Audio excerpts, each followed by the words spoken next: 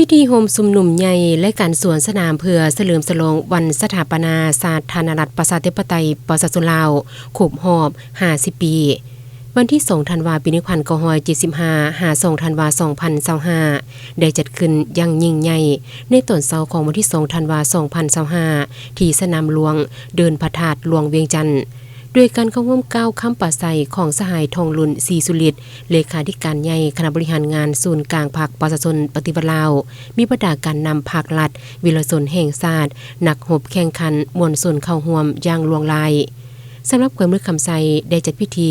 ส้มการถ่ายทอดผ่านโปรเจคเตอร์อยู่ที่สโมสรใหญ่ของแขวงโดยการนำพาของท่านสนธนูธรรมวงศ์กรรมการศูนย์กลางภาคเลขาคณะบริหารงานภาคแขวงมีการนำขั้นแขวงคันเมืองพนักงานจากแผนกการกลุ่มกองน้องนักเรียนเข้าร่วมพิธีทั้งการได้เริ่มขึ้นโดยได้มีการเชิญธงชาติธงพรรคเคลื่อนเข้าสู่พิธีบรรดาผู้เข้าร่วมทั้งหมดลุกขึ้นยืนกงเคารพธงชาติซึ่งในนี้ประชาชนลาวบรรดาเผ่าก็ล้วนแต่แสดงให้เห็นถึงความภาคภูมิใจและเอกอ้างทะนงใจในความเป็นชาติลาววีรชนสหายทองลุนศรีสุฤทธิ์ได้กล่าวสุนทรพจน์ตลอดระยะเวลา50 ปีผ่านมาแห่งภารกิจปกป้องรักษาและพัฒนาประเทศชาติสาธารณรัฐประชาธิปไตยปชสลาวได้ก้าวเดินผ่านอุปสรรคความยุ่งยากสิ่งท้าทายทดสอบแต่ก็สามารถผ่านพายุลมแดงและสิ่งท้าทายทดสอบอันละเอียดละเอียวเขี่ยวขาดมาได้พร้อมเดียวกันนี้สหายทองลุนศรีสุฤทธิ์ก็ได้นำพาฮ้องคำควร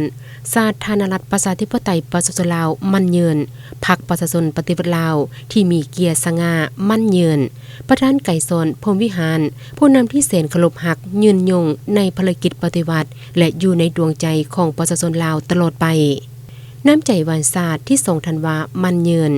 ในพิธีคณะพิสอบกำลังเดินขบวนสวนสนามก็ได้เริ่มการสวนสนามซึ่งมี3ขบวนใหญ่คือขบวนที่1ประกอบมี5ก้อนกำลังขบวนที่2ก้อนสวนสนามของกำลังป้องกันศาสตร์ป้องกันความสงบซึ่งประกอบมี23ก้อนกำลังขบวนที่3ก้อนมหาชนพลเรือนซึ่งประกอบมี20ก้อนกำลังบรรยากาศไม่เต็มไปด้วยความหมายความสำคัญการเติบใหญ่ขยายตัวของสาธารณรัฐประชาธิปไตยปชสลาวระยะ50 ปี